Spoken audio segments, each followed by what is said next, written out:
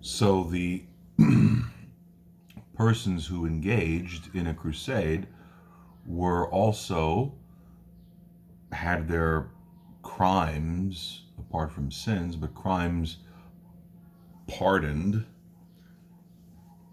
by the secular and civil authorities as well, depending on where they were, under whose jurisdiction in which they found themselves.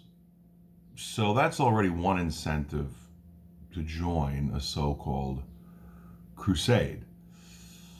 Another incentive would be that you not only get a plenary indulgence, full pardon for your crimes and sins by participating in a crusade, you also have the very tantalizing carrot held out in front of you that there might be a lot of booty,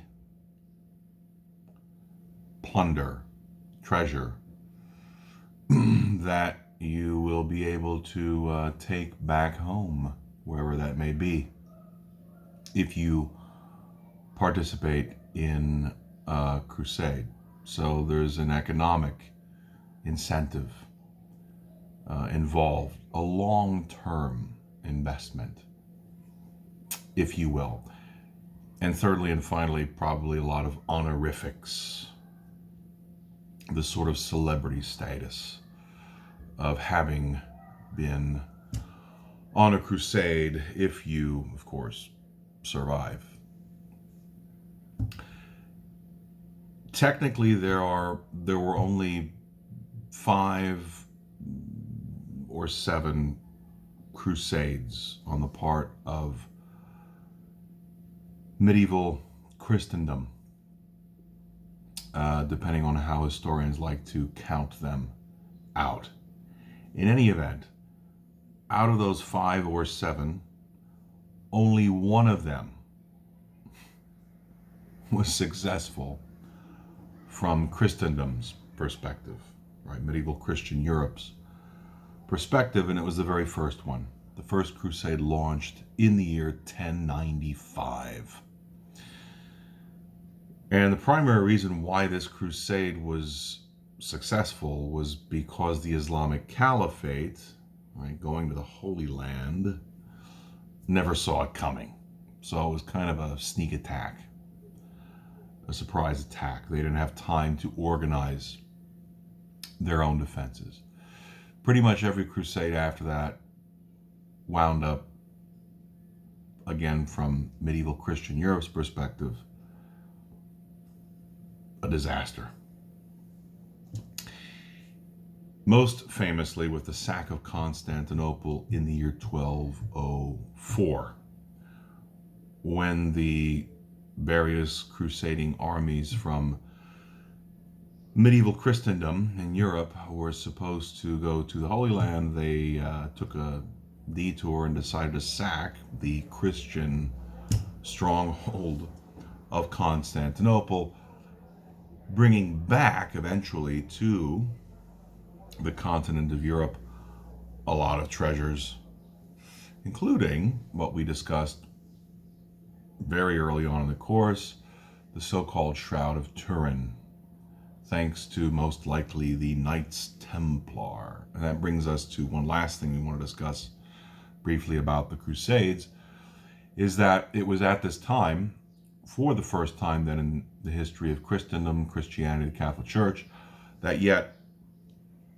a second religious order will be born. Up until now, the only thing going are monks, monasticism, as in Benedictine monks, notwithstanding their own internal reforms in the medieval period with the Cistercians, later the Carthusians, but that was the only religious order at this point, monasticism. With the Crusades, we have the introduction of a new religious order known as a particular kind of knight.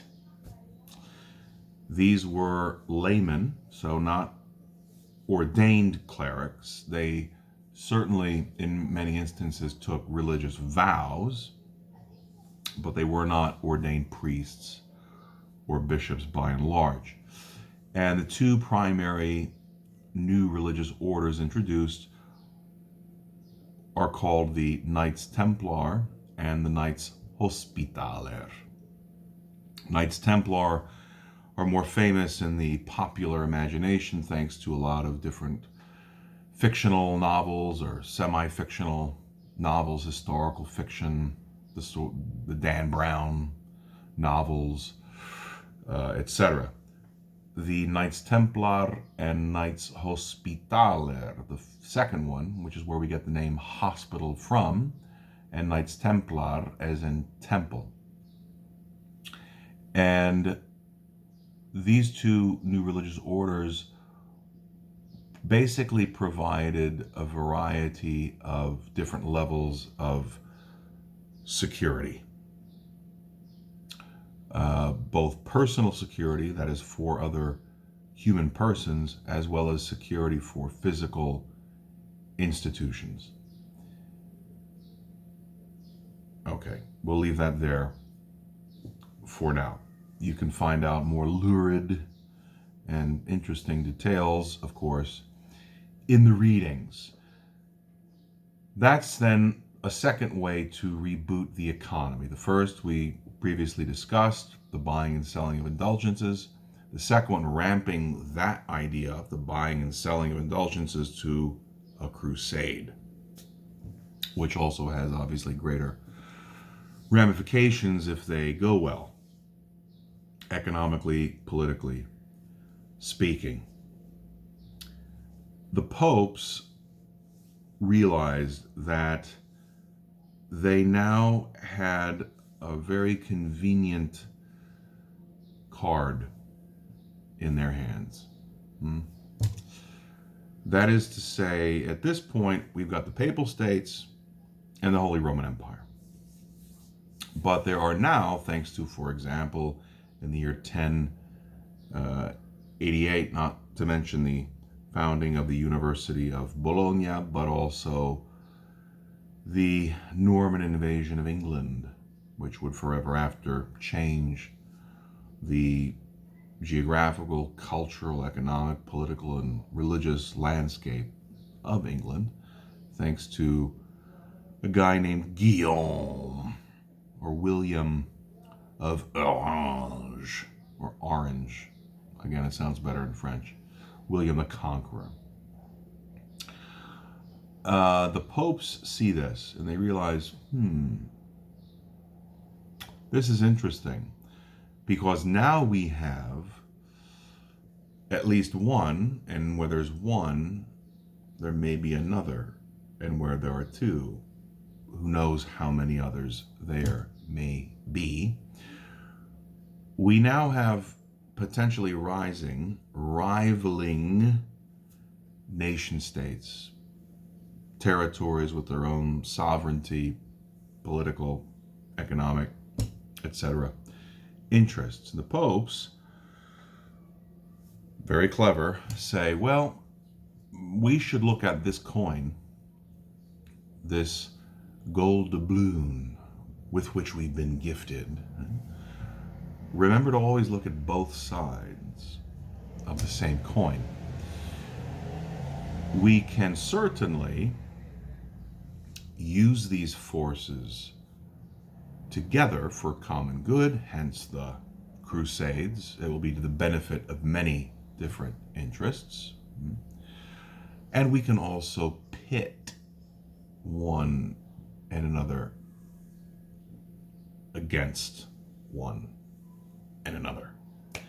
And that leads us to, on the worksheet, number 2, Roman numeral 2, the beginning of the debate between de jure pontificio, pontifical authority and power, the pontifical imperium. I'm not going to go over what imperium means. Again, we already discussed that earlier in the course.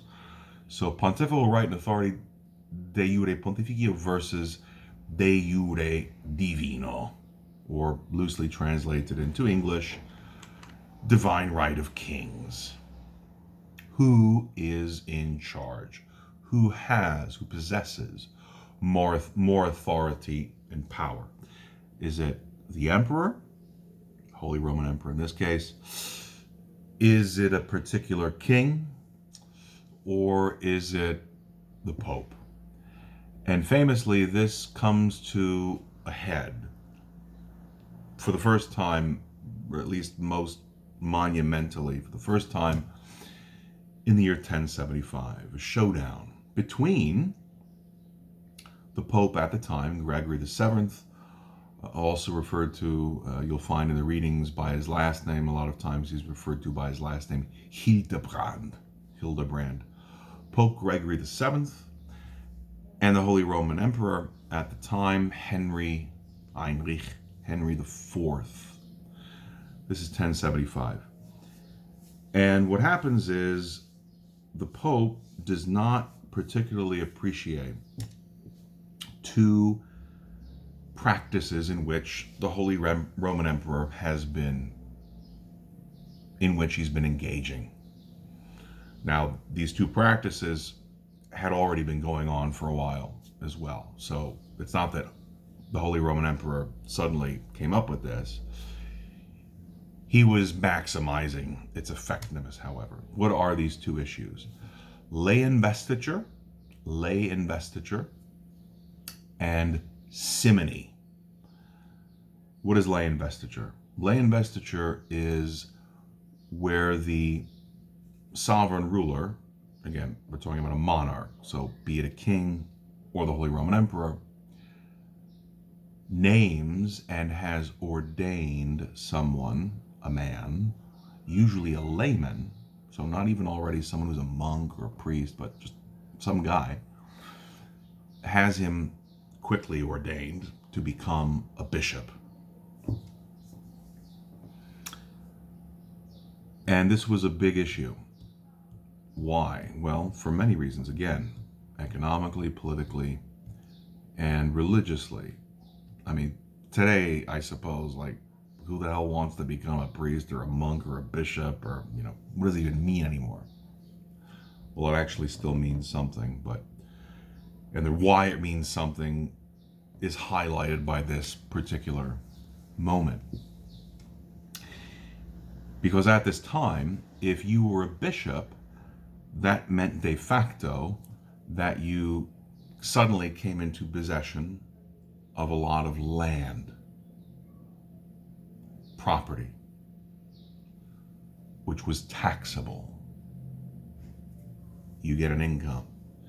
Secondly, those who work that land in the medieval period, the serfs coming from the servi class in ancient Rome, were taxable.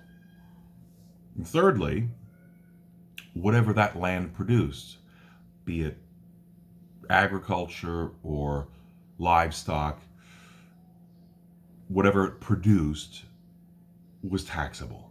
So again, it's a long-term investment, and therefore, if you have the money, you would very much in the medieval period find such a long-term investment extremely attractive, because it will almost always be very lucrative. You'll never have a loss, you'll always have a gain. That leads us to the second concept of simony. Now, the term simony comes from an episode in the New Testament, the Acts of the Apostles. A guy named Simon Magus, Simon the Magician, Simon the Magus, who was confronted by some of the apostles, some of Jesus Christ's first major followers, as selling his services to provide some sort of magical healing relief. So simony, the idea in the medieval period is you're selling an office, in this case a bishopric, that is, I will make someone a bishop of this particular location, this diocese. I'll sell it to the highest bidder. That's what the king or the emperor is thinking. So not only is the king or the emperor making laymen at their discretion bishops, but they're doing so based on lay investiture. They're doing so based on whoever can pay me the most money. And it's a win-win situation for both parties. We already discussed just now, why would a layman who has money want to do this? Because it's a long-term investment. Why would a king or an emperor want to do this? Because one, politically, you're building a base, you're building your coalition. You're buying it, but you're building a coalition. Nonetheless. Secondly, it's fast cash. Fast cash. If I'm a king and my treasury is suffering, it's been depleted, usually because I wasted and blew all my money going on a crusade, then a very fast way to get liquid money is this practice, lay investiture and simony. So this comes to a head then, and consequently it brings this debate between de jure divino and de jure pontificio to a head in the year 1075 between the Pope at the time, Gregory VII, and the Holy Roman Emperor, Henry IV. Pope Gregory VII tells Henry IV, you need immediately to cease and desist your practice of lay investiture and simony. You have absolutely no right to name a bishop. Moreover, the methods that you're using are, at the very least, unethical.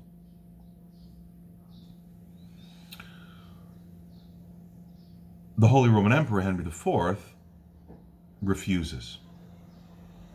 He will not cease and desist. It's a poker game, effectively, at this point. Who's going to win? Who is going to call? Who's going to raise? Who's going to fold? Who's going to call the other's bluff? And Pope Gregory VII decides he will call the Holy Roman Emperor's bluff.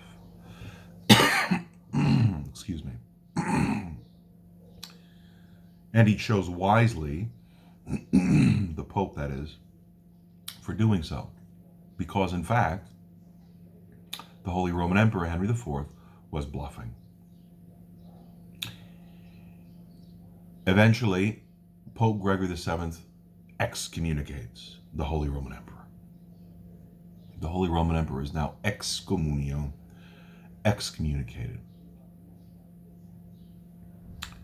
Outside of the realm of the church, the sacraments, salvation, reputation, which was even more important at the time on earth. And Henry IV, the Holy Roman Emperor, folds. Famously, he marches to the castle in the north of Italy where Pope Gregory VII just happened to be staying at that particular time, and literally wearing sackcloth, a potato sack, standing barefoot in the snow for 3 days and 3 nights beneath the window of the Pope, pleads with the Pope to be readmitted into communion with the Church. The Holy Roman Emperor says, I will cease and desist the practice of lay investiture and simony. Now you might be wondering, rightly so, apart from who cares about any of this stuff, but why in the world, just following this story and this logic, the history here, why in the world would the Holy Roman Emperor go along with this? Well, if you remember way back when we talked about the Merovingians, Charles Martel, we characterized the Merovingians as a very loosely confederated organization of a number of different tribes of Franks and Germans throughout Central Europe. In other words, they never had a solid blood dynasty. They never even had a solid agreement on who the Holy Roman Emperor should be. Henry IV, at this time, as Pope Gregory VII well knew, was being contested. There were pretenders to the throne who were coming very close to dethroning the Holy Roman Emperor.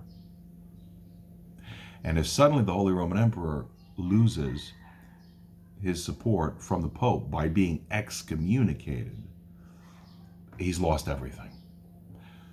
So the Holy Roman Emperor has no choice but to plead with Pope Gregory VII, begging his readmission into communion, full communion with the Church, to legitimize his role as Holy Roman Emperor. I'm not making any judgments on his soul or what he was thinking beyond that, but that is certainly a fact, politically, economically, and religiously. And the Pope accepts, recognizes Henry IV, Holy Roman Emperor, and promulgates an edict called in Latin the Dictatus Papae. Not the dictate of Papae, the dictate of the Pope, or the way it is, as said by the Pope, the dictate of the Pope, Dictatus Papae. And for our purposes, this document, this edict, stipulates three things. One, within the Holy Roman Empire, remember, confederation of all sorts of different tribes, Franks, Germans, and all sorts of others. Three things. Number one, that specifically the German princes, so not what would become France or the French establishment, but the German princes do have the right to select the Holy Roman Emperor. Number two, in any event, whoever that is must be approved by the Pope, and that occurs formally through the process of coronation, incoronation, crowning, kind of like Pope Leo III did with Charlemagne back in the year 800, crowning the Holy Roman Emperor as such at St. Peter's Basilica here in Rome. Thirdly, if the German princes and other voting elements cannot come to a clear majority decision, so if there's a stalemate, there's a tie, then the ultimate arbiter, the ultimate tiebreaker, is the Pope. Holy Roman Emperor Henry IV agrees to this. Dictatus Papae, 1075. Why in the world would he do this? Well, we already said he was against the wall. He was between a rock and a hard place. He didn't have exactly a supermajority backing him in the first place. Secondly, what I mentioned earlier, William the Conqueror, the conquest of England by the Normans.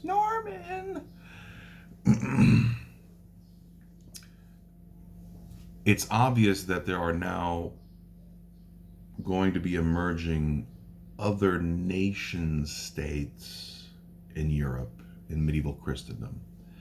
That as the popes realized, looking long-term, future, up until now it's just been us, popes, papal states, and you, Holy Roman Empire, Holy Roman Emperors.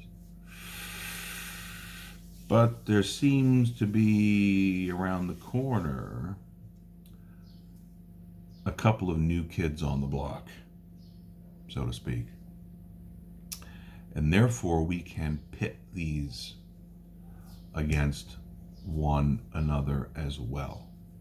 So make sure you know who your friends are, who your enemies are, and where you want your alliances to be located.